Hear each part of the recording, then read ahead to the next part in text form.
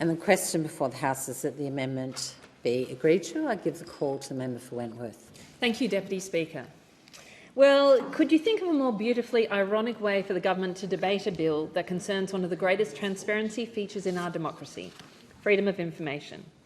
This government has moved debate on this bill in the Federation Chamber late on a Tuesday night, at the same time as the most critical environmental legislation is being considered in the main chamber. It's almost as if they hoped nobody would notice. I will not be supporting this legislation. This is a friendless bill that, unlike this debate, deserves to be buried.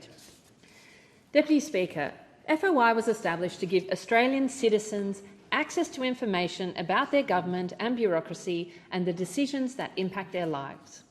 It is an essential mechanism to ensure transparency, scrutiny and accountability in government and government institutions. FOI is not about making government's life easier. It is about citizens being able to hold their government to account. And at a time when all around the world confidence in our institutions is under attack from misinformation, disinformation, populism and opportunism, we cannot defend our democracy without transparency. But even before this legislation, access to freedom of information under this government is on the decline. In the last 5 years, the proportion of requests in full in FOI has declined from nearly 50% to 21%. Over the past 20 years, it's fallen from 77%.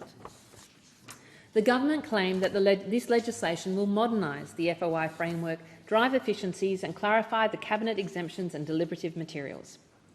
And I want to be clear, no one I've spoken to disputes the premise that the FOI laws need to be modernised. In 2024, public servants spent more than 1 million hours processing 34,000 FOI requests, costing about $86 million. But in designing this bill, the government has failed to consult meaningfully non-government users of FOI system, the people who this FOI system is seeking to serve, and has failed to present key evidence to concerns relating to vexatious requests, the existence of AI bots and malicious foreign actors, all reasons that the government has used to justify this FOI bill in this state. So the FOI Act needs to be amended, but absolutely not in this process and absolutely not in this form. As the Centre for Public Integrity outlined in their submission to the bill in response to a Senate order for the production of documents seeking the evidence underpinning the government's claims about vexatious requests made by AI or other non-human actors and by criminal gangs, the government tabled only 2 articles from the United States and a general reference to some similar concerns arising in Australia, without providing any further supporting evidence. Ironically, the government declined to release other documents, citing cabinet confidentiality. The cost of efficiency cannot be such a substantial decline in transparency as this. So let me take you through a few key aspects of the bill and the effect that they will have on transparency. I will not speak to all measures on this bill. Firstly, the bill will introduce fees for non-personal requests. While acknowledging that all states currently charge for FOI requests, this change has attracted a great deal of criticism from journalists who claim any costs associated with FOI requests will deter public interest stories that often require chasing many leads, many of which don't go where. As William Summers wrote in Crikey, plans to charge journalists to access hidden documents is a disaster for public interest journalism, but a godsend for incompetent officials.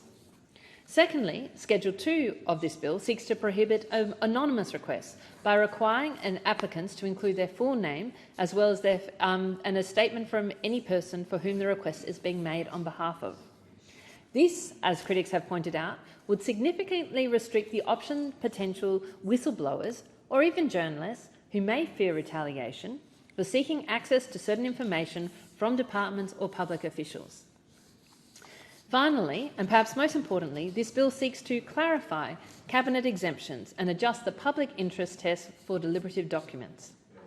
In practice, the legislation as drafted will expand the exemptions for cabinet documents and make it easier to refuse requests. It principally does this by requiring documents to be exempt from FOI only if they have substantial purpose for Cabinet briefings, rather than the current legislation that requires a dominant purpose. This expansion of the definition could easily include almost any document that at one point has been brought to Cabinet's attention. Professor of Policy ANU and respected long-serving public servant Andrew Podger argues this could be even used to restrict access to almost any document. Finally, the bill introduces a 40-hour processing cap for FOI requests. My concern with this element of the bill is not that it doesn't deal with what I and others believe has become an increasingly adversarial approach to FOI, where the default is to fight the request rather than to provide it. Costs and time for FOI have increased, as I mentioned earlier, but not because of the volume of requests. The Howard government made about 31,000 determinations in 2006 and 7 at a cost of around $25 million. Last year's financial 21,000 decisions cost $86 million. When this bill was introduced, Deputy Speaker, the Attorney-General asked the crossbench to consider these changes in good faith and not to jump to conclusions. Well, I did that. I listened to their arguments and was inclined to be sympathetic to the concerns about security threats and artificial intelligence. However, as time went on, it became increasingly clear that there was not evidence being provided for the claims that were made, but plenty of evidence that these changes will thwart the founding principles of FOI. Today, the Centre for Public Integrity, entitled, has released a report fact-checking 4 of the claims made by the government on this bill. They argue that each of the claims made by the government is demonstrably false, and I would like to refer to these in my speech. The first claim was actually through a question that I asked the Prime Minister in question time. I highlighted the concerns that the Robo-Debt Royal Commission had highlighted with FOI and asked the Prime Minister why, given he has a demonstrated commitment to dealing, I think, with the challenges of robo-debt and making sure they don't happen again, why he was bringing a bill into the House that would actually go against some of the points raised in the Robo-Debt Royal Commission. The Prime Minister, in relation to my question, said, "So let's not these," and I quote, "So let's not let those responsible for robo-debt off the hook by suggesting bizarrely that somehow reform of a system that is broken, the FOI system, has something to do with support for robo-debt." Now, I don't know why the Prime Minister asked like this, and perhaps he was misinformed, because if he had read the Robo-Debt Royal Commission or remembered this part of it, he would realise that the FOI bill, and particularly Cabinet confidentiality relating to FOI, was highlighted in the Robo-Debt Royal Commission as a major barrier. And I quote the Robo-Debt Royal Commission. "However, the government should end the blanket approach to confidentiality of Cabinet documents. To give effect to this, Section 34 of the FOI Act should be repealed. The wide range of class and conditional exemptions in the FOI Act is sufficient to protect the public interest in relation to Cabinet documents. The mere fact that a document is a Cabinet document should not by itself be regarded as justifying maintenance of its secrecy." That is the Robo-Debt Royal Commission. And so I will quote then what the Centre for Public Integrity said about this particular issue. And I quote, "It is false to say that the Robo-Debt Royal Commission did not find that Cabinet processes were the problem. The Royal Commission made a number of excoriating observations about the problems of Cabinet processes and recommended the repeal of the class-based exemption. It is also false to say that the problem revealed in the Royal Commission was the ministers acted directly in contravention of the advice they were given. The Royal Commission found that the failure of advice lay with public servants whose advice did not meet the standards of frank and fearless, even when protected by Cabinet confidentiality." So this is an issue raised in Parliament, and the government responded, but not accurately in terms of its relation to the Robo-Debt Royal Commission.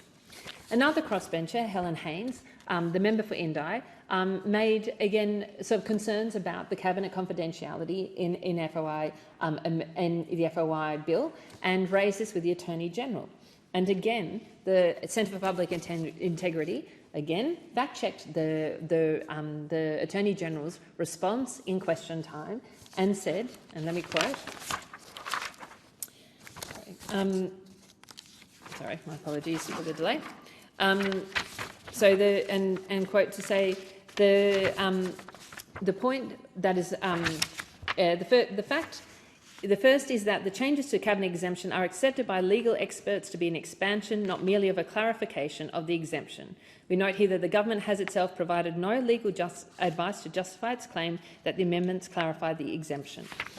And secondly, the second point to make is that it's extremely misleading to claim that the amendments are even in part implementing the Robodebt Royal Commission's recommendations. Again, this is feedback from the Centre for Public Integrity on both the Prime Minister and the Attorney General's defence of the FOI bill in Parliament in the House.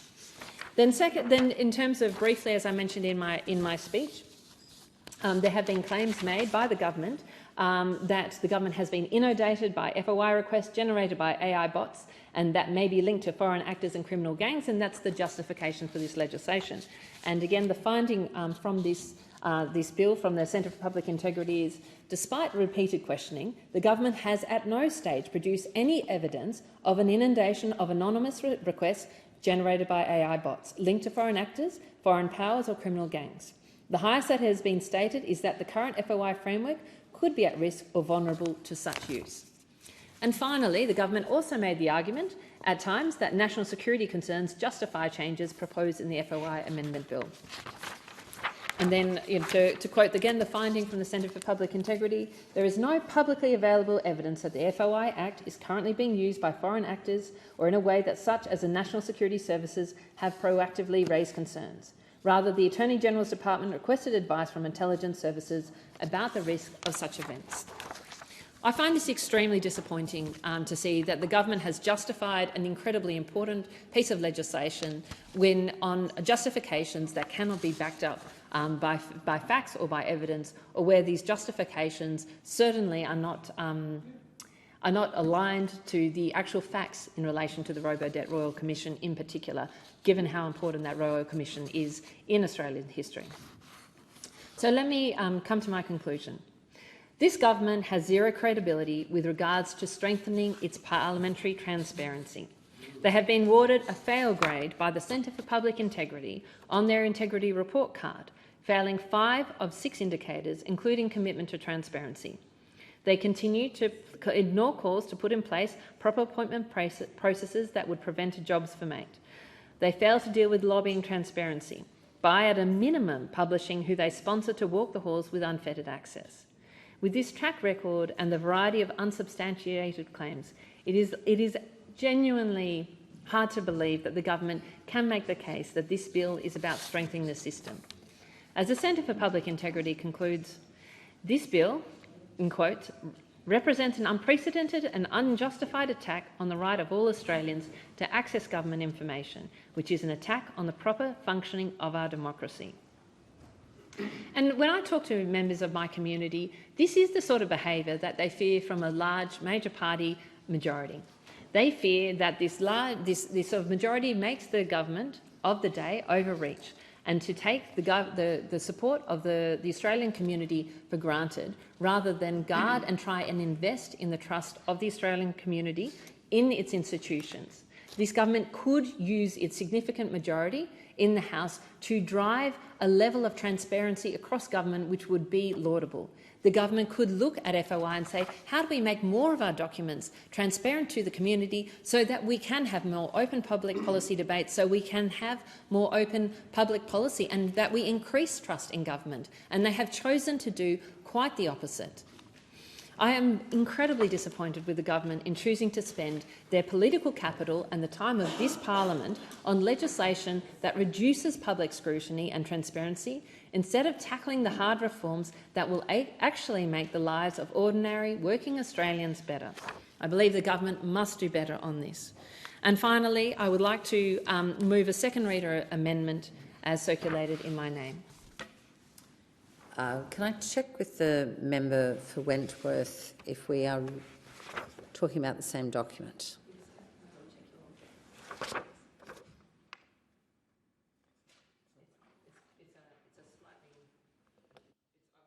You don't have one circulated in your name at this point. You can take the option to read it in full now, but there is... Sorry, I would like to use the document as circulated in my name. I can use that one. Yes, okay. Please. Thank you. Okay, thank you. Is this amendment seconded? Thank you, Member. I reserve my right to speak. Thank you very much, Member for Warringah. And I think where's my little conclusion sheet? I might call on the member for... Oh, let me just... sorry, I'll just read through this just to tie that up before you both leave, just so everyone in the House is clear as to what's now before the Parliament. The original question was that this bill be now read a second time, and to this the honourable member for Curtin moved as an amendment that all words after that be omitted with a view to substituting other words. The honourable member for Wentworth has now moved as an amendment to that amendment that all words after House be omitted with a view to substituting other words. So the question before the House is that the amendment moved by the honourable member for Wentworth to the amendment moved by the honourable member for Curtin be agreed to. But I'm going to give the call to the member for Bean. Thanks, Deputy Speaker. I move that the debate be adjourned. And I'm just going to put that question in. Do you have the issue of when we... Oh, thank you, that's one after. I'm going to put that question. All those of that opinion say aye. Oh.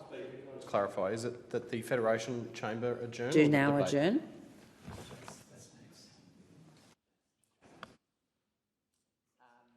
going to adjourn debate on the bill. Sorry, let me adjourn. Sorry. It's we're adjourning debate on the bill first, and then we're going to adjourn the Federation Chamber. Everybody clear? I'm going to put the question on adjourning debate on the bill first. All those that opinion say aye.